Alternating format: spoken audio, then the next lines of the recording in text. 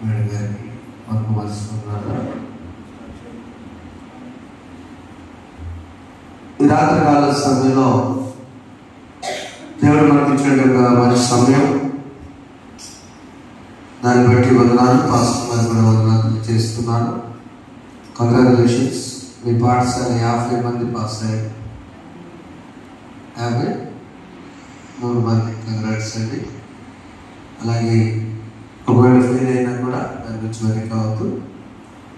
ప్రభునందు ప్రియమైన బిడ్డలారా, దేవుడు మనకి ఇచ్చే యొక్క సమయాన్ని బట్టి దేవుని కొరకు చెల్లిస్తూ కొద్ది నిమిషాల వాక్యంలో ధ్యానం చేస్తున్నాం. సంపూర్ణ రాత్రి ప్రార్థన అని మనం పెట్టుకున్నప్పుడు వాక్యం ద్వారా చక్కగా ప్రార్థన చేస్తే మనం తప్పకుండా ప్రార్థన చేద్దాం. దయచేసి గమనించండి. మీడియాలో చూస్తున్న వారికి ప్రత్యేక వందనాలు. బయట వింటున్న సోదరి సోదరులారా, లేదా దేవుని సన్నిధికి ఆసక్తి కలిగి దేవుడు ఇంతకాలం కాపాడినందుకు ఆయన సన్నిధిలో కొద్ది నిమిషాలు యేసుతో గడిపే సమయం, మన ఇంటి దగ్గర గడిపే సమయం కంటే ఆశీర్వాదకరం. దేవుడు మనం కాపాడినందుకు ఇప్పుడు ప్రార్థన చేసే సముద్రానికి వెళ్ళి తిరిగి రావాలని రాసిందా? మా ఊర్లోనే, బాపట్లోనే అక్కడ యూత్ వెళ్ళారు. రామాపురం తిరిగారు. ఇద్దరు గడిపోతుంది. చాలా బాగా తెలుసు. చదువుకుని ఇంజనీరింగ్ చదువుకుంటారు. అది తెలియక కాదు, జ్ఞానం లేక దేవుని కాపాడుతారు. కానీ అందరినీ చిన్న గాయపడి ఒక క్షణమైనా గమనించండి. ఎవరు నాగపట్నం వాళ్ళంతా దయచేసి దేవాలయానికి రండి. దయచేసి ఈ పాట పాడి ఆరాధన జరుగుతూ ఉంటుంది. ఒక్క నిమిషం ఇక్కడ ప్రార్థన చేసుకున్నాడు. ఆశీర్వాదం ఈ కుటుంబానికి ఆశీర్వాదం. ఈ ప్రార్థన నడుస్తూ ఉంటుంది కాబట్టి దయచేసి మనం చేస్తున్నాను. ఒక క్షణం నేను కాపాడి, నేను కొనుక్కు నిద్రపోక కాపాడి తీసుకొచ్చి దేవునికి స్తోత్రం చెల్లించండి. ఒక్క క్షణమైన నన్ను వేడినా నేనే మౌదులో తెలియదయ్యా. చెప్పడం. ఒక్క క్షణమైన నన్ను వేడినా నేనే మౌదులో తెలియదయ్యా. ప్రభు నీ తోడుని నీడలోనే నేనిలా బ్రతుకుచున్నానయ్యా. ప్రభు నీ తోడుని నీడలోనే నేనిలా బ్రతుకుచున్నానయ్యా. ఒక క్షణమైన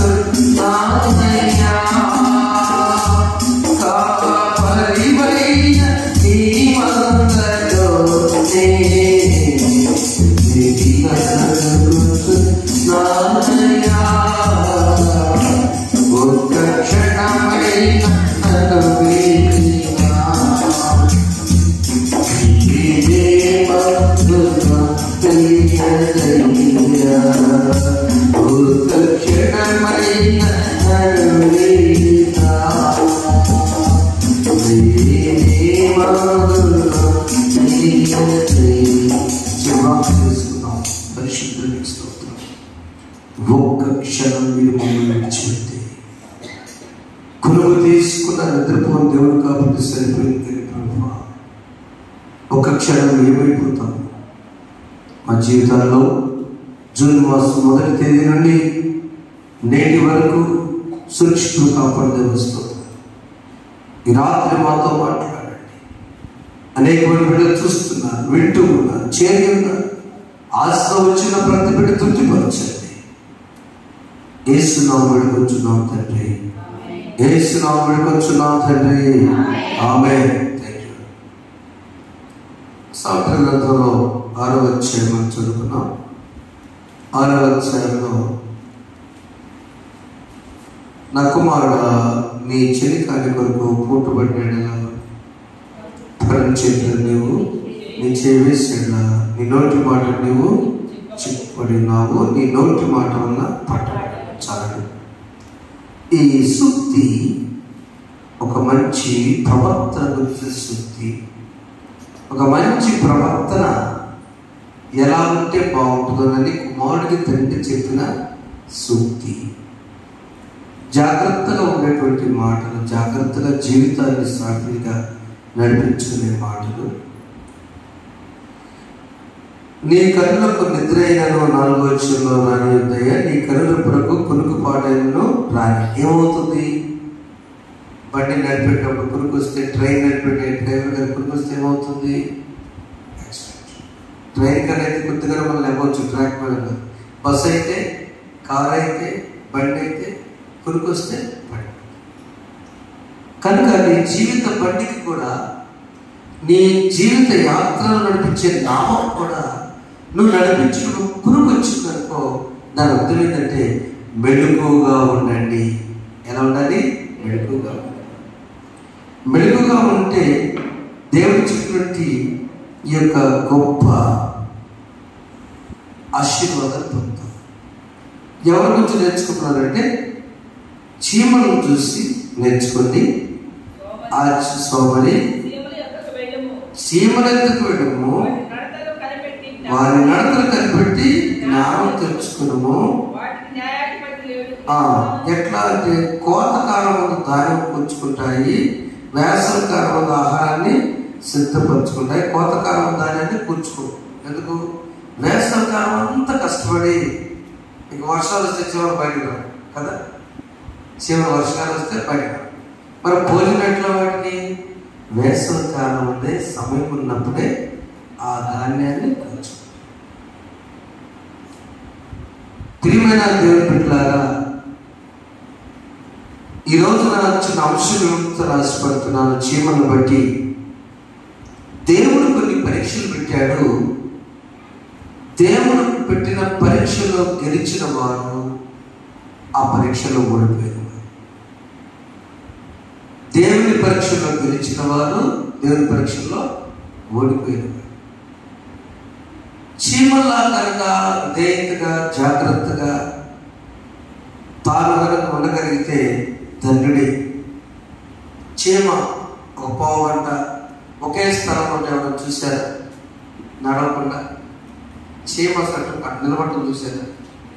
చీమ ఎప్పుడు కూడా పైగా ఎదురు వస్తుంది. కొన్ని బెల్లం గడ్డ అక్కడ పెడితే కరెక్ట్ 3 నుంచి 5 నిమిషాల దాకా ఫుల్గా ఎక్కడి నుంచి వస్తే ఎవరికి మంచి కమ్యూనికేషన్.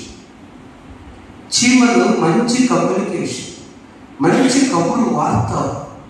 వెళ్ళండి వెళ్ళండి, ఎదురొచ్చి ముక్కులతో కొనుక్కొని చెప్పుకుంటే చూసారు. వెళ్ళండి అక్కడ గంట అంటే చీమ ఇక్కడ నుంచి అక్కడ కూడా ఒక చీమకి ఏమైనా గ్యాప్ ఉంటుందా?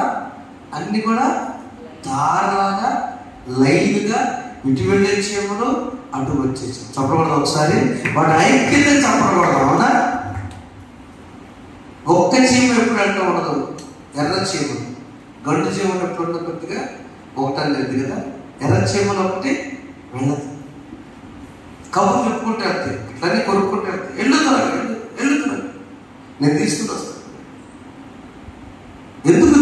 మహాజ్ఞాని సదోమ తాను చీమల గురించి రాశాడు. సోమరి, బీ యాక్టివ్, చురుకుగా ఉండవు, చురుకుడు అయిపోతుంది. విద్యార్థులారా, పాఠ్య పుస్తకాలు వచ్చాయి, స్టార్ట్ చేయండి. ఫెయిల్ అయినా దిగులు పడద్దు, మళ్ళీ రాద్దాం. అభిజయమా చేయి, దేవుడు ఇస్తాడు. వ్యవసాయంలోనా, వ్యాపారంలోనా, పరిచయంలోనా, ఏమవుతుందో చీమల గురించి ముందు నీ ప్రయత్నం స్టార్ట్ చేయి. చీమలకు గురువుడు ఏం తెలిసే, ఇప్పుడు సాక్రిఫిషియల్ ఉంచుకోండి. సాక్రిఫిషియల్ ఇస్తే చీమలకు గమనించారు ఎప్పుడన్నా చీమలకు శాంతించి వచ్చింది అంటే గీత పెడితే చాలు ఆ చీమలకి దేవుడు ఆ విరుగు పెట్టాడు. ప్రియమైన దేవుని బిడ్డలారా, ఈ రాత్రికాల సమయంలో దేవుడు పెట్టిన పరీక్ష. దయచేసి బయట ఉన్న వారు కూడా మీ బైబిల్స్ తీయండి. ఈ టీవీలు దయచేసి వచ్చే పాపండి ఎవరికొద్దు. మీరు ఉన్నటువంటి స్థలాల నుంచి వినండి. లేకపోతే దేవుడు పెట్టిన పరీక్షలో గెలిచిన వారు, ఓడిపోయిన వారు. ఈరోజు ఆంధ్ర రాష్ట్రంలో అనేక మంది పిల్లలు పాస్ అయ్యారు. మౌనిక గ్రాడ్యుయేషన్ తమిళనాడు చెప్పకూడదు, ఒకసారి గట్టిగా చెప్పకూడదు. అప్పుడు ఆనందానికి అవదలేదు. పరిచయం చేస్తుంది బిడ్డ, ఏం కాదు నా నమ్మకం. ముందే చెప్పాను కదా పాస్ అవ్వ. ఎవరంటే దేవుని మాట గురించి విన్నటువంటి వారు, ఓడిపోయిన వారు ఎవరు, గెలిచిన వారు ఎవరు చూసుకున్నారు. ఆదికాండం 3వ అధ్యాయం. పితడైనటువంటి ఆదాము దేవుని మాటకు విధేయత చూపాడు. ఏ విషయాల్లో ఓడిపోయాడు, ఏ విషయాల్లో పరీక్ష పెట్టాడు, 4 విషయాలు చెప్పి మనం ముగించుకున్నాం. మొదటిది విధేయత, అనగా దేవుని మాటను వినుట, దాని ప్రకారం నడుచుట. ఆ విషయాల్లో దేవుడు ఆదాముకి ఈ తోటంతా మన నీతి అని చెప్పి, కానీ తోటలో ఉన్నటువంటి ఒక జీవవృక్ష ఫలం ఇచ్చే చెట్టు పండు మాత్రం నీవు తినవద్దని ఆజ్ఞ ఇచ్చాడు. ఆజ్ఞ అంటే అర్థం చేయకూడదు, అంతే, వినాల్సిందే. ఆజ్ఞ చేయాల్సింది చేయాలి, చేయకూడదు చేయకూడదు. ఆ మాట అన్నప్పుడు ఆదాము ఏం చేస్తే తన భార్య మరొక కొత్త స్నేహం, దేవుడు కాకుండా క్రొత్త స్నేహం ప్రారంభమైంది. ఏదైతే ఎవరున్నారండి చెప్పండి? ఏదైతే ఎవరున్నారు? ఆదాము, అవ్వ, దేవుడు. చట్టు సంకటం ఆదాము, అవ్వ, దేవుడు, అంతేనా? ఈ ముగ్గురు తప్ప ఎవరు లేరు దేవుని దృష్టిలో. అది దేవుడి కుటుంబం, డివైన్ ఫ్యామిలీ, దైవిక కుటుంబం. ఆ కుటుంబంలో విధేయత పరీక్ష పెడతాం అన్నాడు దేవుడు ముందుగానే.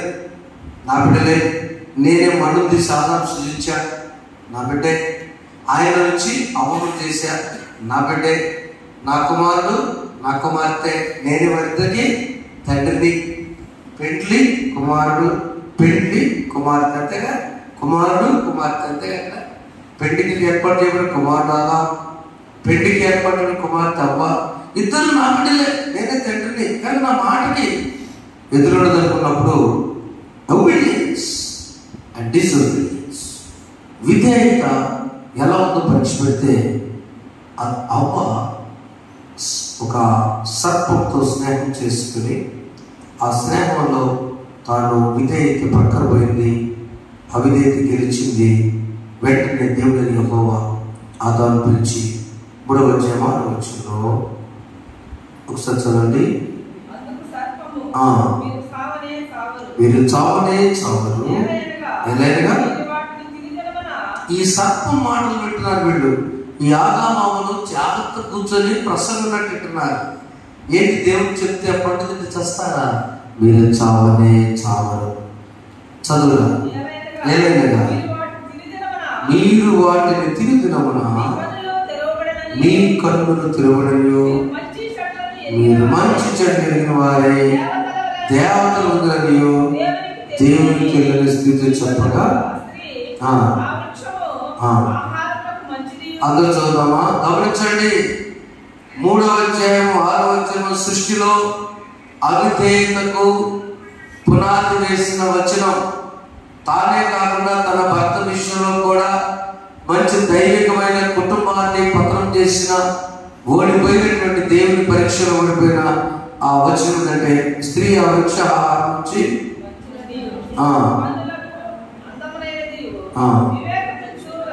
వివేకం చూసినప్పుడు ఆమె దాని ఫలంలో కొన్ని తీసుకుని తిని తనతో పాటు తన భర్తకి ఇచ్చాను, అతను కూడా తినేను. ఆ సర్పం చెప్పింది మీ కళ్ళు తెరవబడతాయని. వారిద్దరి కన్నులు తెరవబడను. వారు తాము దిగంబరులను తెలుసుకుని అంజూరపు ఆకులు కుట్టి తమకు కట్టాలి. పాపపు కన్నులు తెరవబడ్డాయి, ఆత్మీయ కన్నులు మూయబడ్డాయి. సర్పం యొక్క ఆలోచన దేవుడి నుంచి దూరం చేసి వీడు ఓడిపోవాలి. అవిధేయత విధేయత కదా. విధేయత ఉన్నంత కాలం గెలిచారు. ఎప్పుడైతే సర్పం చెప్పిన మాట బహు జాగ్రత్తగా వినాలి. అవునా అంటే అవునా, కన్నులు తెరవబడతాయా? ఆత్మీయ కన్నులు మూయబడ్డాయి, శారీరక కన్నులు తెరవబడ్డాయి. వికారంగా ఉన్నారు. అయ్యో 30 సంవత్సరాల ఆదాలు ఎంత వికారంగా ఉన్నావా? అమ్మను చూసి కళ్ళు మూసుకుంటుంది. వస్త్రాలు పడ్డావు. అయ్యో నువ్వు స్త్రీ ఎంత వికారంగా ఉన్నావా? నేను చూడలేకపోతున్నాను. వారిరువురికి యవ్వన వయసులో ఆ కన్నులు తెరవబడిన తర్వాత ఈ ఇంత భయంకరంగా ఉన్నాడు మానని వస్త్రాలు లేకపోతే మనం చూడలేము. అలాంటి పరిస్థితుల్లో ఓడిపోయిన విధేయతలు ఓడిపోయాడు. కానీ ఒక ఆయన గెలిచాడు. ఎవరు? అబ్రహాము. ఆదికాండం 22వ అధ్యాయము 12వ వచనంలో దేవుడు అడిగినప్పుడు విధేయత, నీకై ఏకైక కుమారుని, ఒక్కడైన కుమారుని నాకు ఇయ్యవా అని అడిగినప్పుడు నేను ఇచ్చేదని అన్నాడు. ఇచ్చేస్తానని మాట ఇవ్వడం కాదు. 12వ వచనంలో కత్తి పట్టుకొని ఇస్సాకుపై వేసినప్పుడు దేవదూత వచ్చి ఆ చిన్నవారి మీద చెయ్యి వేయకము, అతనేమి చేయకము, నీకు ఒక్కడైనా నీ కుమారు నాకు వెళ్ళేది కనుక. చూడండి, నీవు దేవునికి భయపడవాడని అంటే దేవుడి మాట విన్నాడా లేదా? అబ్రహాము ఇదే చూపించాడు లేదా?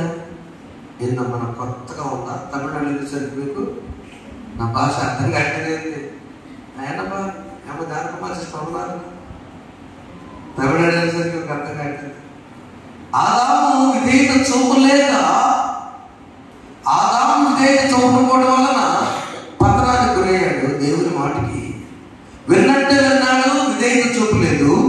అబ్రహాము ఒక్కసారి విన్నాడు, విధేయత చెప్పలేదు. అబ్రహాముకి దేవుని స్తోత్రం. అంతే, ఒక్క మాటే. అబ్రహామా నీకై ఒక్క ఇది కష్టమా? పండు తినడం కష్టమా? చెప్పండి చెప్పండి. పండు తినడం విధేయత. ఏం చేయబాక అన్ని తిను, నన్ను సెలవు బాగా నేను చూడబాక.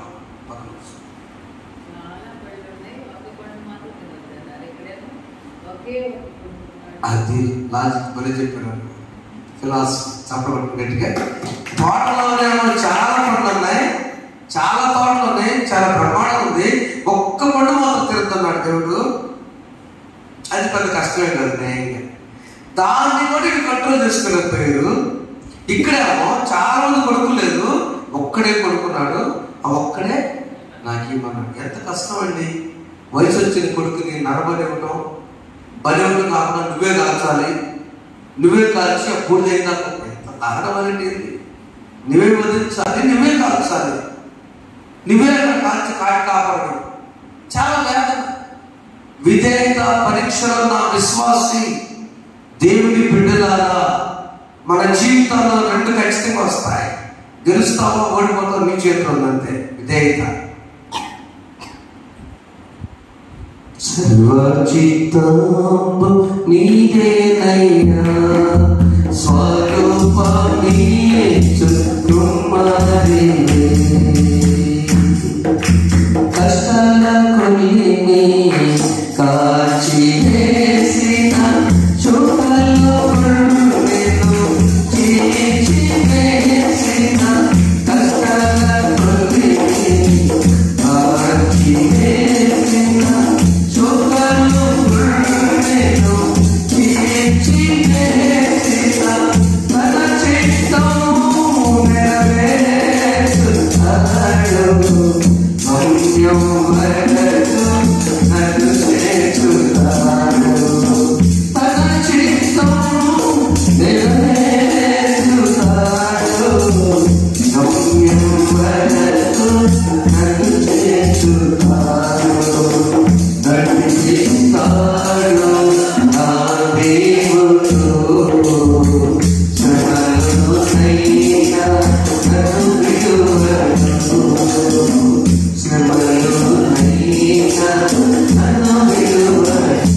నడిపించే దేవుడు.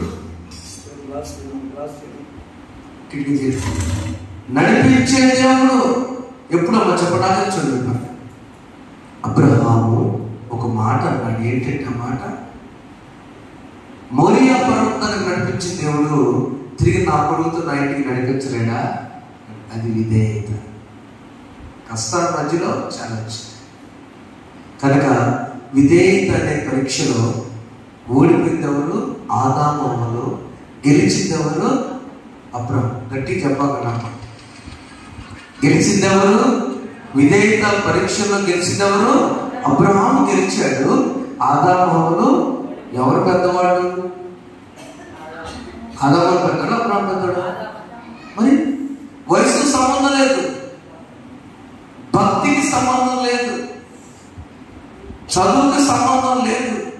దేవుని మాట విన్నాను నేను, అంతే. నేను చేయనండి, నా గొద్ది పట్టు. దేవుని మాట నా కొడుకు కంటే, నాకంటే నా దేవుడు ఎక్కువ. నా కొడుకు కంటే ఆయన చూసుకుంటాడు.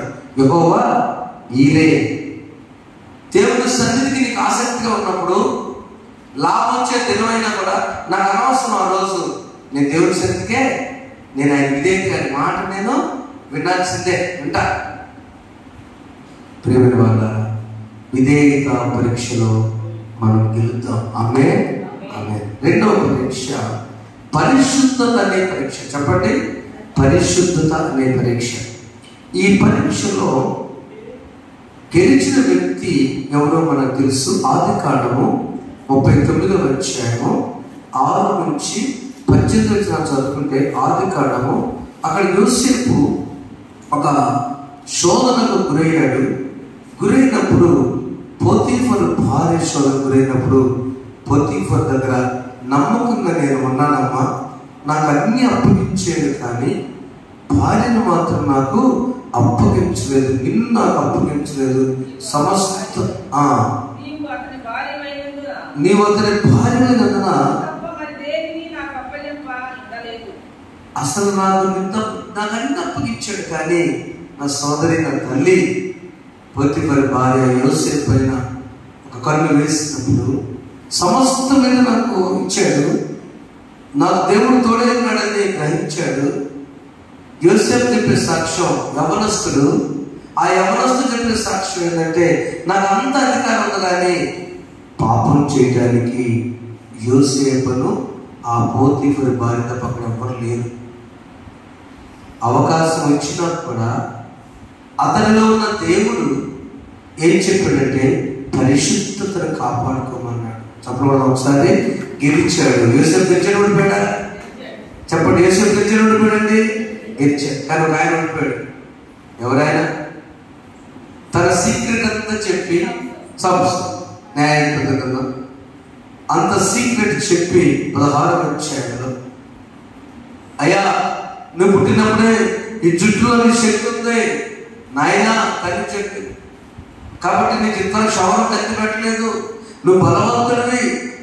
గాడిద దవడతో ఎంతమంది చెప్పాడండి? క్రిస్టియన్ని 10. చెప్పండి, ఎంతమంది చెప్పాడు? 10. గాడిద అంత శక్తి ఉంది సంస్థలు అంటే వీరుడు భలే భలే వీరుడు ఎవరు లేరు, పాట పాడతారు. అలాంటి సంస్థలు తాను ఎలా ఓడిపోయాడంటే పరిశుద్ధత విషయంలో ఓడిపోయాడు. ఓడిపోయి తన యొక్క సీక్రెట్ ని తెలియపరిచాడు. ముందుకెళ్తాం. నా ప్రియమైన బిడ్డలారా, మన ఇంటి గుట్టు ఎవరు చెప్పకూడదు బయటికి. మన ఇంటి రహస్యాలు ఎవరు కూడా బయటికి చెప్పకూడదు. మైనస్ చెప్పకూడదు, ప్లస్ చెప్పకూడదు. మన బాబు ఫెయిల్ అయింది, మీ బాబు ఫెయిల్ అయ్యాడు, ఏమైంది? రాస్తాడంటే అంతే.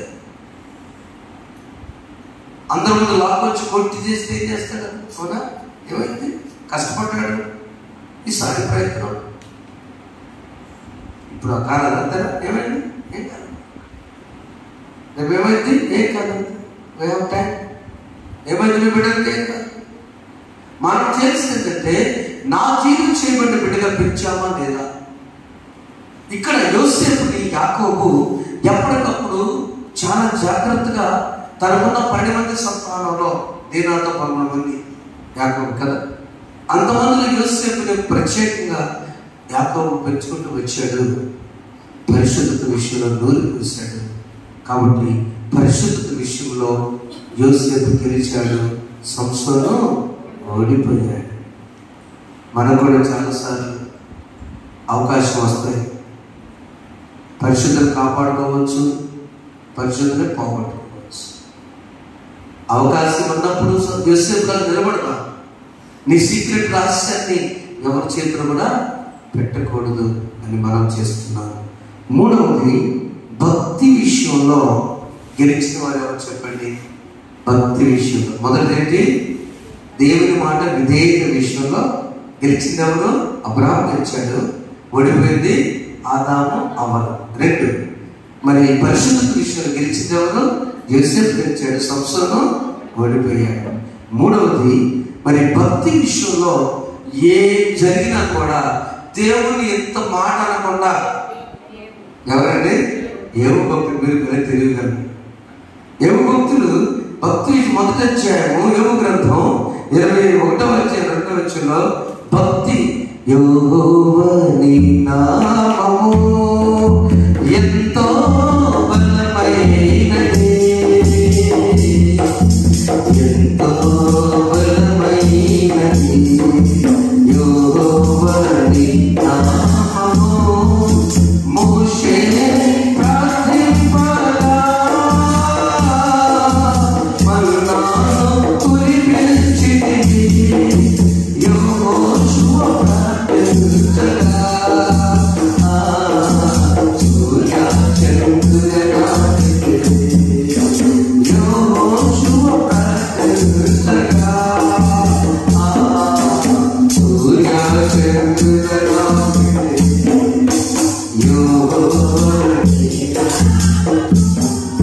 అంత గొప్ప దేవుడు అయ్యా నా దేవుడు అని భక్తిగా ఉంటాడు యోగ భక్తుడు. చదువున్నాను ఒకసారి. ఏ విషయమునందును యోగు అదేంటి పాపం అంటే తెలుసా? దేవుడు నాకు అన్యాయం చేశాడు, దేవుడు నాకు అన్యాయం చేశాడు. సహజంగా కొన్ని పరిస్థితుల్లో అలా అనిపించాల్సి వస్తుంది.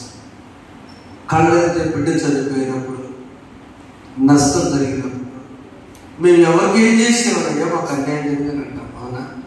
ఆ దుఃఖ పరిస్థితులు భక్తిపరుడైన, ధనవంతుడైన, సమాజంలో పేరుగాంచిన వ్యక్తి అయిన యోబు అనేటువంటి భక్తులకు వచ్చాయి. ఆయన కనీసం ఏ పాపం చేయని మాట ఏంటంటే, నాకు దేవుడు అన్యాయం చేసేటటువంటి మాట ఎన్నడూ కూడా అనలేదు. ఇప్పుడు చెప్పండి, చక్కగా నా పట్ల పోయించిన బాగుండాలైతే ఏం తిట్టు జరిగింది అనవచ్చా? అనకూడదు. నేను ప్రతినిత్యము దేవుడి సన్నిధికి పెడుతున్నాను, ప్రతినిత్యము ప్రసంగం చేస్తున్నాను, పాటలు పాడుతున్నాను, వాక్యం చదువుతున్నాను, దేవాలయ పనులు చేస్తున్నాను, దేవాలయం గుర్తిస్తున్నాను, నాకెందుకు అన్యాయం జరిగింది అనొచ్చా? ఏ భక్తులు అన్నాడా? అనలేదు. నీకు పెట్టే పరీక్షలో నీకు ముందున్న ఆశీర్వాదం తెలియక నువ్వు నోరు జారితే నష్టపోతావు. ఏ భక్తులున్న భక్తి ఎంత భక్తి అంటే, ఆ యెహోవా ఇచ్చెను, యెహోవా తీసుకున్నాను, యెహోవా నామముకే గట్టి చదవకండి ఒకసారి గట్టిగా. అలాంటి భక్తి పరులు కావాలి. నాది కాదు ఏది కూడా. ఈ బిడ్డలు దేవుడిచ్చింది, ఈ ఆస్తి దేవుడిచ్చింది, ఈ చదువు దేవుడిచ్చింది, ఈ జ్ఞానం దేవుడిచ్చింది, ఈ గృహం దేవుడిచ్చింది, ఈ పొలం దేవుడిచ్చింది, ఈ చిన్నదైన దేవుడిచ్చింది, దేవుడు లేకపోతే ఆరోగ్యం దేవుడిచ్చింది. ఒకవేళ జరిగిన నేను మాత్రం నా దేవుడు గెలిచాడండి. ఆయన ఎందుకు గెలిచాడు? ఎలా గెలిచాడు? చివరి గ్రంథం యోగ గ్రంథం ఎలా ముగిసింది? యోగ గ్రంథం నష్టంతో 12వ వచనం, చివరి అధ్యాయం 12వ వచనంలో యెహోవా యోబును మొదట ఆశీర్వదించిన కంటే, అందరూ చదువుకున్నాం, యెహోవా యోబును మొదట ఆశీర్వదించినంత కంటే మరి అధికముగా ఆశీర్వదించను. చాలండి. నా ప్రేమ దేవుని బిడ్డలారా, నువ్వు భక్తిలో గెలిస్తే రెండంతల ఆశీర్వాదంతో. చప్పట్లు కొట్టు గట్టిగా. నువ్వు భక్తిలో గెలవాలి. అది ఏంటమ్మా? భక్తిలో గెలవాలి. భక్తిలో గెలవాలంటే చాలా రకాల సమస్యలు, నష్టాలు వస్తుంటాయి. భక్తి ముందుకు వెళ్తూ ఉంది, భౌతికంగా నష్టాలు కనపడుతున్నాయి. ఏంటమ్మా ఆయన భక్తి? ఏంది ఇంకా? అన్ని కొడుకులు పోయి, ఆ బిడ్డలు పోయి, ఆస్తి పోయి, చివరికి ఆ చొప్పు కూడా తగ్గట్లేదు. యోగు నా దేవుడు నాకు భార్య వచ్చి కూడా ఇంకెందుకయ్యా చనిపోరా. ఇక అంతకు మించిందండి, ఇక అంతకు మించింది లేదండి. నా సోదరి గారు జాగ్రత్త మీకు చెప్తున్నాను, ఒక అన్నగా, ఒక సోదరుడిగా ఈ ఫైనాన్స్ కంపెనీస్ ద్వారా ఆత్మహత్యలు జరుగుతున్నాయి. జాగ్రత్త. స్తోమత ఉన్నంత వరకే తీసుకుందాం నాతో సార్. అవునా? ఆ పేపర్ చదువుతుంటే నాకు భయం వేసింది. ఇద్దరు బిడ్డలని భర్త నుంచి దూరం అయిపోయి బిడ్డలు పెట్టుకుని వివాహం చేసి వాళ్ళు ఫోన్ చేస్తారు, ఇచ్చిన కట్టుకొచ్చి చేస్తారు. దానికోసం అని చెప్పి మన సోదరి అలా చేసుకుంటూ వాళ్ళంతా చేసుకుని బాధేస్తారు. పేపర్లో చూసాను.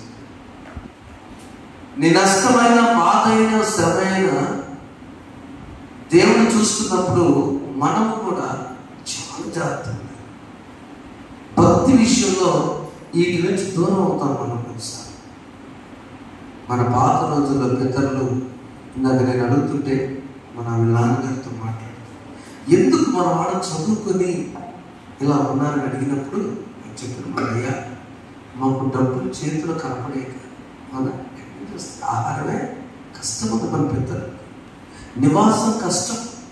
ఆ పరిస్థితుల్లో భక్తిగా ఉన్నారండి. లేకపోతే 1940 ఇప్పుడు మీ దేవాలయం 2 నుంచి 42 చప్పడం ఒకసారి 42 నుంచి భక్తిగా ఉన్న సంఘం వాళ్ళు వేస్తారు. చప్పడంగా చదువుతున్నాం. వాడు ఎంతవరకు భక్తిని బట్టి ఇన్ని సంవత్సరాలు మనం ఇట్లా ఉన్నాం. ఎవరు భక్తిగా ఉన్నారు, మీరు నష్టపోరు. ఏమన్నాడు అక్కడ? రెండంతల మొదట ఆశీర్వాదం కంటే భక్తి నుంచి తొలగిపోతుంది. దేవుడు చెప్తున్నాడు, ఏ కష్ట పరిస్థితి వచ్చినా నీ భక్తి జీవితం, నీ ఆదివారం ఆరాధన, నీ గురువారం విజ్ఞాపన ప్రార్థన, నీ ఒంటరి ప్రార్థన, నీ వాక్యం చదువుకోవడం ఏది ఆపకూడదు. నీ భక్తి అసలు ఆపకూడదు అంతే. ఎందుకంటే ఇది పరీక్ష. మొదటి పరీక్ష విధేయత పరీక్ష. చెప్పండి, విధేయత. దేవుని మాట వింటాడా వింటా. రెండవ పరీక్ష ఏంటది? పరిశుద్ధత అనే పరీక్ష. ఎంతవరకు తను కంట్రోల్ చేసుకుంటాడు. మూడవ పరీక్ష భక్తి పరీక్ష. గెలిచినామో మన సహోదరుడు తన తండ్రి యోగు గెలిచాడు. ఒక ఆయన భక్తి విషయంలో ఓడిపోయాడు. ఎవరు చెప్పండి? తన విషయంలో ఆయన మొత్తం బాగుంటున్నాను కూడా నా దేవుడు నాకు అన్యాయం చేయలేదు అంటారు కదా. మరి ఒక తెలివిగా మాట్లాడాక రాజు 2వ గ్రంథం గెహాజీ, రాజు 2వ గ్రంథం 5వ అధ్యాయంలో ఎలీషా అనే దైవజనుడి దగ్గర పనిచేసే గెహాజీ తాను ఏం చేశాడంటే తెలివిగా, ఈయన భక్తి విషయంలో నమ్మకం ఉన్నాడు భక్తులైన యోగు గారు. ఆయన ఏం చేశాడంటే ఎలీషా దగ్గర నమ్మకం ఉంటా సైన్యాధిపతి స్వస్థపడిన తర్వాత మణులు, మాణిక్యాలు అంత దానం ఇస్తారంటే ఎలీషా ముద్దని పంపించేశాడు. ఈయన ఏం చేశాడు? అయ్యగారు పని పనే కదా, దైవజనుడు అట్లా అంటాడు. తీసుకుని వాటిని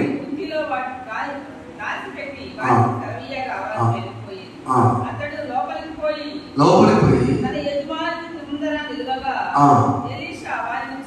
చూచి గెహాజీ నీవెచ్చటి నుండి వచ్చి అడిగినందుకు నీ దాసుడేను. చాలా ఒక్క మాట. మరి సేవకుడు దగ్గర ఉంటున్నాడు, అబద్ధం చాలా సులభంగా ఆడపడేసి ఆడకూడదు. లాభం లేకుండా అసలు ఆడకూడదు.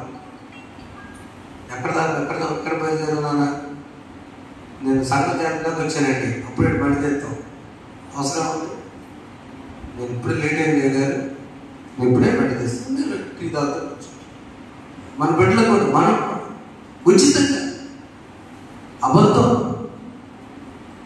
ఎలీషా దైవజనుడు సిరియా సైన్యాధిపతి నయమాన్ని స్వస్థపరిచిన తర్వాత అక్కడ భక్తికి పరీక్ష పెట్టాడు దేవుడు.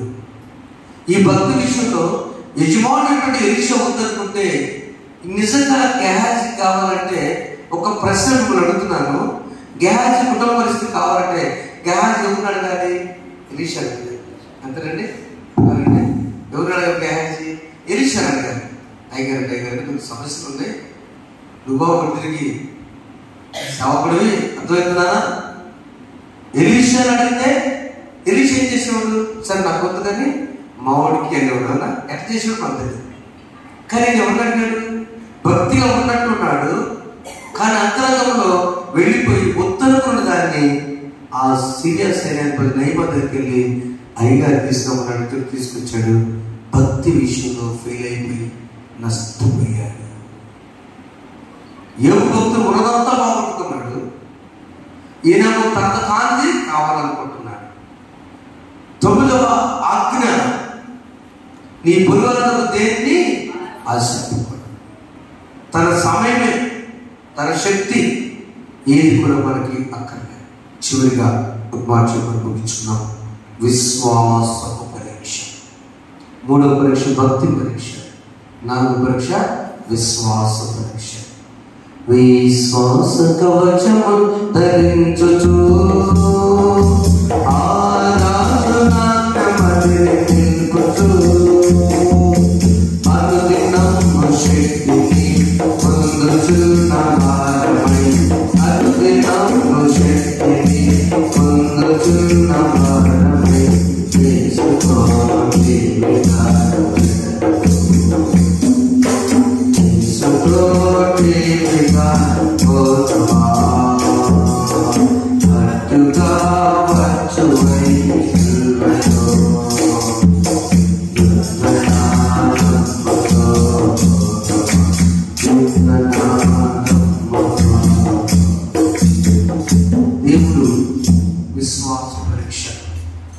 కొత్తగా దేవుడు నమ్ముకున్న బిడ్డలు ఏనాడు దేవుడు వారితో మాట్లాడి, ఏనాడు వారి ప్రార్థన చేయటం కూడా తెలియదు, ఏనాడు కూడా వాడు ఏనాడు ఎక్కడికి వెళ్ళటం తెలియదు. అన్ని జరిగినట్టు వారు ఈ రోజున నాకు ఎక్కడో సందర్భం వచ్చింది గుర్తున్నట్లు. చాలా ఆశ్చర్యపోయిన సంగతి ఏంటంటే, మన బిడ్డ ఒక అతను మన మనవరు సోదరుడే పెయింట్ వేస్తూ ఫస్ట్ గారండి ఆ ఇంట్లో వాళ్ళ నాన్నగారికి పెన్షన్ వచ్చేది. ఆ పెన్షన్ వచ్చినప్పుడు పాస్టర్ గారు వచ్చి కరెక్ట్ పెన్షన్ ఆయన వచ్చి ప్రార్థన చేసేవాడంట. ఆయన చనిపోయాడు. ఆ పాస్టర్ గారు రావట్లా, పెన్షన్ అయిపోయింది కాబట్టి. వీడికి ఏమో భలే భక్తి ఉంది, వాళ్ళు చర్చికి వెళ్ళడం. ఎలాగోలాగా నేను పరిచయం చేసుకుంటా, మీరు వచ్చి ప్రార్థన చేయడం ఎంత సంతోషం. ఆయనే కాదు వాళ్ళ అన్నయ్య కూడా భక్తి ఎక్కువ. మీరు నమ్మరు, మన ఊళ్ళో ఒక సోదరుడు మన ఇంటికి వచ్చి అమ్మగారికి గ్రీన్ సంతకం పెంచుకుంటా, పేరు చెప్పకూడదు. ఆయన అన్నాడు, నా జీవితంలో ఒక్కసారి నేను ప్రార్థన చేశానని నాకు వచ్చిన మాట. మాది మా దూర ప్రాంతం గోదావరి సైడ్, కానీ నేను నష్టపోయి పిల్లవాడికి ఫీజు కట్టాలి, నా వల్ల కాదు, నష్టపోయే వ్యాపారంలో. కానీ ఒక రోజు నాకు ఎందుకో నమ్మకం వచ్చింది, నేను పండుగలప్పుడైనా ఇంట్లో ఉంటాను, నాకు ఒక నమ్మకం వచ్చి ఉదయం ప్రార్థన చేశా. ఉదయం ప్రార్థన చేయగానే చిన్నగా ఉన్న స్నేహితుడికి ఫోన్ చేశా. 16,000 రూపాయలు ఫీజు ఎంతో అంతా అడుగుదామని ఫోన్ చేశాడు. తానేం చేశాడంటే డబ్బులు చాలా త్వరగా, అరే ఎప్పుడు అడగలేదు చేశాయట. కానీ బ్యాడ్ లక్ ఏంటంటే అవి వేరే అకౌంట్లోకి వెళ్ళిపోయింది. అసలు అకౌంట్ లైన్లో లేని అకౌంట్కి వెళ్ళిపోయింది. సరే మళ్ళీ ఇంకో ప్రార్థన చేశాను, అయ్యా ఇవాళ టైం అయిపోయింది, ఇక దగ్గరకు వచ్చి పడలేదు చూస్తుంటే లేవు ఏటీఎం ఏంటంటే ఫోన్పే వెళ్తాను ఎక్కడ. అప్పుడు వెళ్ళి మళ్ళీ ప్రార్థన చేశాక వాళ్ళ బాబు ఎక్కడో దూరం పెద్ద బాబు ఉంటే నాన్నకి జరిగింది, ఫ్రెండ్ తమ్ముడు ఫీజు టైం అయిపోయింది, నీకు లేక లేదు సీట్ అని మరి ప్రార్థన చేశాక ఎప్పుడో ఉన్న పిన్న గుర్తుకుంటున్నట్టు వాళ్ళ అబ్బాయి ఎట్టబట్టి ఆయన జరిగిన సంగతి. ఆ పిండము 4 అక్షరాలు మీరు మాట్లాడింది ఆ బాబు ఇట్లాకి వచ్చేసి నాన్నగారు చెప్పు, ఇది ఓపెన్ అయింది, నువ్వు వచ్చేంటికి వెళ్ళు, మీ డబ్బులు వస్తాయంటే ఆ బాధ పడిపోయింది. తీసుకెళ్ళి డబ్బులు ఇస్తే ఒక్కసారి అక్కడే నా దేవుడు గొప్పవాడండి. అందుకు ఈరోజు నా వ్యాపారంలో ఒలిమేలు చేస్తూ కూడా ప్రార్థన చేయకుండా నేను షాప్లో చెప్పడం ఏంటి అక్కడ విశ్వాసం? ప్రార్థన. షడ్రక్ మెషక్ అబేద్నెగోకి వాళ్ళకి నమ్మటం తెలుసు, దేవుడు రక్షిస్తాడని తెలుసు. దానియేలు గ్రంథం 3:2 వారు అన్ని జనులైనప్పటికీ విశ్వాసం విషయంలో మీరు మొట్టకపోతే మంటల్లో వేస్తారంటే మా దేవుడు మమ్మల్ని రక్షిస్తాడు, ఒకవేళ రక్షించబడి మేము మాత్రం ఈ ప్రతిభకు మొక్కం. ఎక్కడొచ్చింది విశ్వాసం? ఎక్కడొచ్చింది మీ విశ్వాసం? ఎక్కడొచ్చింది నా విశ్వాసం? ఎక్కడొచ్చిందంటే వాళ్ళ ఫ్రెండ్ని బట్టి. ఎవరు వాళ్ళ ఫ్రెండ్ చెప్పండి దయచేసి. షడ్రక్ మెషక్ అబేద్నెగో ఫ్రెండ్ ఎవరమ్మా? దానియేలు. అంతేగా దానియేలు జీవితాన్ని బట్టి వీళ్ళు మారారు. చదువున్నారు ఒకసారి. షడ్రక్ అబేద్నెగో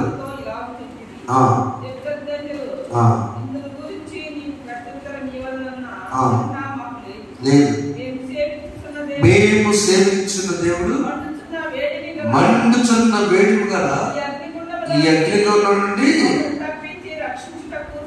మమ్మల్ని తప్పించి రక్షించడానికి సమర్థుడు. మరియు ఒక్కవేళ జాగ్రత్త ఈ మాటలను అందరూ దయచేసి క్రైస్తవులారా, దేవుని బిడ్డలారా, విశ్వాసులారా, విశ్వాస విషయంలో ప్రాముఖ్యమైన మాట ఏంటంటే దేవుడు మమ్మల్ని రక్షిస్తాడు, దేవుడు మమ్మల్ని కాపాడుతాడు, దేవుడు మమ్మల్ని పోషిస్తాడు, మంచి విశ్వాసమే. కానీ రెండవ పాటలో ఒకవేళ మమ్మల్ని రక్షించకపోయినా రాజా ఈ దేవతలు మేము మాత్రం పూజించు. ఇప్పుడు గట్టి చెప్పాలి ఒకసారి. నాకు శోధన వచ్చినా, కష్టం వచ్చినా, బాధలు వచ్చినా ఆయనని తప్పిస్తాడు, ఒకవేళ ఉన్నా కూడా నేను మాత్రం నిన్ను పూజించుకున్నాం. ఇది విశ్వాసం. తల్లి నా తెలుగు అర్థమైంది కష్టం నిజంగా చెప్పాను, అర్థమైందమ్మా. మళ్ళీ చెప్తాను. షడ్రక్ మెషక్ అబేద్నెగోని ప్రతిభను పూజించమంటే పూజించమన్నారు. అన్నారు తీసుకెళ్ళి అగ్నిగుండంలో మంటలు వేసారు. మంటలు వేస్తుంటే వాళ్ళు అన్నమాట ఏంటంటే రాజా చేసుకొని ఇష్టం, మా దేవుడు రక్షిస్తాడు మాకు తెలుసు. ఒకవేళ మంటలు ఎక్కువ చెప్పిన మాట, ఒకవేళ రక్షించిపోయినా కూడా మేము మాత్రం మసైపోతాం, కానీ నిన్ను మాత్రం ఏంటి మాట? అదే విశ్వాసం. ఎన్ని సంవత్సరాల నుంచి వాక్యం వింటున్నాము. ఒకవేళ నా మాట ఇంపార్టెంట్, ఒకవేళ నా మాట కనుక మన జీవితాల్లో ధైర్యం తెచ్చుకుంటే నీ కష్టాలు, నీ బాధలు, నీ శ్రమలు, నీ నష్టం నీకేదనిపించినా ఓకే దేవుడు తీసేస్తాడు. ఒకవేళ తీసేయకపోతే మాత్రం నా దేవుడికి నేను దూరం అవ్వాలా? ఇది విశ్వాసం. విశ్వాస పరీక్షలో గెలిచాడు. పేతురేమో ఓడిపోయాడు. నన్నే చూస్తూ నీడ మీద నడువయ్యాడంటే వీడిని ఎంతసేపు చూడాలని చెప్పి ఆయన వైపు చూసుకున్నాడు, నీళ్ళలో విశ్వాస విషయంలో ఓడిపోయిందేమో పేతురు, గెలిచిందేమో షడ్రక్. ప్రియమైన ఈ రాత్రి కాలంలో ప్రభు కూడా చీమలను చూసి నేర్చుకోండి, చీమలను చూసి నేర్చుకోండి. చీమలు ఎంత విధేయతగా క్రమంగా టైం ఉన్నప్పుడు భోజనాన్ని సరిపడా చేసుకున్నప్పుడు మనం దేవుని బిడ్డగా ఉన్న మనకి ఎన్ని పరీక్షలు వచ్చినా మొదటి పరీక్ష విధేయత. దేవుని మాట విన్నా అబ్రహాము గెలుద్దాం, ఆదాము సంత మనకి ఓడిపోతాం. రెండవది పరిశుద్ధ విషయంలో యేసుగా గెలుద్దాం, కాపాడుకుని ఎవరిస్తున్నారా మన బుద్ధి సంవత్సరం. మూడవది మరి మూడో విషయం భక్తి విషయంలో భక్తులు యోగులాగా గెలుద్దాం, ఎన్ని శ్రమలు వచ్చినా గెహాజీలాగా మన బుద్ధు. నాలుగవది షడ్రక్ విషయంలో మనకు విశ్వాస విషయంలో గెలుద్దాం. ప్రభుని కొంతసేపు చూసినట్టు చూసి నేను నడుస్తున్నా యేసు చూచి ఆయన వైపే చూస్తూ నడిచినప్పుడు నడిచాడు. ఏ వైపు చూస్తున్నాడు? ఎందుకు విశ్వాసంలో ఒక నెల భక్తి, 2 నెలల భక్తి, బాప్తిస్మమైన భక్తి, ఆపరేట్ చేసుకున్న భక్తి, బిడ్డల విషయంలో మొరపడితే భక్తి, పెళ్ళైన తర్వాత ఎక్కడ అక్కర్లేండి, కోరట్లేదుగా, భక్తి అయిపోతా. అదే మరిగిపోవడం. యేసు వైపు చూడు నీ పాదము, అందరూ చూడు. యేసు వైపు చూడు నీ పాదమంత తీరు, తీరానికి చేరు, తీరానికి చేరు. ఎంత దూరమైనా అది ఎంత భారమైనా, ఎంత దూరమైనా అది ఎంత భారమైనా, యేసు వైపు చూడు నీ భారమంత తీరు, యేసు వైపు చూడు నీ భారమంత తీరు, తీరానికి చేరు, తీరానికి చేరు. ప్రార్థన చేసుకున్నాం. అమ్మగారి చూస్తారు 4 పరీక్షల్లో మనం గెలవాలి. విధేయత, పరిశుద్ధత, భక్తి, విశ్వాసం. చీమలు చూచి నేర్చుకున్నాం, కళ్ళు మూసుకుంది. ఈ పరీక్షలు ఓడిపోతున్నాం. ఏ పరీక్షలు గెలవాలని ఆశ ఉందో దేవుడు ప్రయత్నించండి. ప్రార్థన చేసుకో.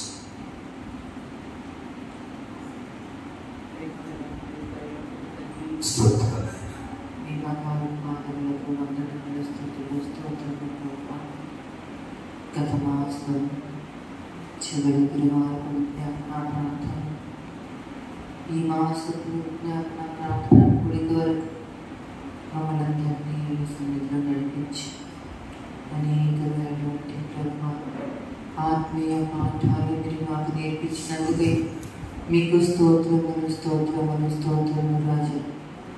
ఈ మాసం అంతా కాపాడిన తండ్రి మీకు స్తోత్రములు. మా యొక్క మనములన్నిటినీ ఆలోచించిన తండ్రి మీకు స్తోత్రములు. దేవా ఇంతస్తున్నాం తండ్రి. దేవా మా యొక్క విశ్వాసపు కొరత, దేవా తండ్రి మీరు చెప్పిన మాటకు విధేయత కలిగి ఉండుట ప్రభా, విశ్వాసంలో పరీక్షలో ప్రభా, గెలుపు ఓటముల్లో ప్రభా, దేవా తండ్రి ఏ విధంగా ఉన్నాము మమ్మల్ని మేము సరి చేసుకోవడానికి ప్రభా, మీరు మాతో మాట్లాడిన ప్రతి మాటను బట్టి మీకు స్తోత్రములు స్తోత్రములు ప్రభా. మా యవన బిడ్డల ప్రభా, బలవంతులు ప్రభా, దేవా తండ్రి పరిశుద్ధతను కాపాడుకున్నటకు ప్రభా వారిని బలపరచండి తండ్రి మీకు స్తోత్రములు ప్రభా. బలహీనైతే ప్రభా దయతో వారిని క్షమించండి తండ్రి. ఆ పవిత్రతను పోగొట్టి ప్రభా మరలా పరిశుద్ధులుగా మీరు మార్చమని ప్రార్థిస్తున్నాము తండ్రి మీకు స్తోత్రములు స్తోత్రములు. యోసేపు వలె ప్రభా మా యవన బిడ్డలు తమ పరిశుద్ధతను కాపాడుకున్నట్లుగా వారిని దీవించండి తండ్రి మీకు స్తోత్రములు ప్రభా. సంసోను వలె బలవంతుడైనప్పటికీ చివరికి ఎంత బలహీనుడైపోయాడు ప్రభా. ఆ విధంగా మా బిడ్డలు బలహీనులు కాకుండా ప్రభా వారిని ధైర్యపరచండి, స్థిరపరచండి తండ్రి మీకు స్తోత్రములు ప్రభా. దేవా తండ్రి విశ్వాస పరీక్షలు ప్రభా మా బిడ్డలందరూ మా తండ్రి గెలుచున్నట్లుగా ప్రభా మీ కృపను ప్రభా బిడ్డల మీద ప్రసన్నింప చేయమని ప్రార్థిస్తూ విధేయతలో, విశ్వాసములో, భక్తిలో ప్రభా, నిజమైన భక్తిలో ప్రభా మా బిడ్డలు పెరిగినట్లుగా దేవా మా బిడ్డలందరినీ దీవించి ఆశీర్వదించమని, నిజమైన భక్తి ఏదో తెలుసుకుని ప్రభా భక్తిలోనూ గెలిచేటువంటి భాగ్యం మా బిడ్డలందరికీ దయచేయమని సమస్తము మీ చేతికి అప్పగించుకుంటూ నజరేయుడైన యేసుక్రీస్తు నామములో అడిగి వేడుకని ప్రార్థిస్తున్నాము తండ్రి. ఆమేన్. దేవుని వినదు ఈ వాక్యంలో ప్రతి బిడ్డ జీవితంలో గెలుపు దయచేయను గాక. దయచేసి కూర్చున్నాం. దయచేసి మీ అందరికీ వదనాలు ఈ సందేశాలు మమ్మల్ని బట్టి మనం రాసుకొని మనం వేసుకుంటూ సాగుదాం. దేవుడు దీవించుగాక. ఆమేన్.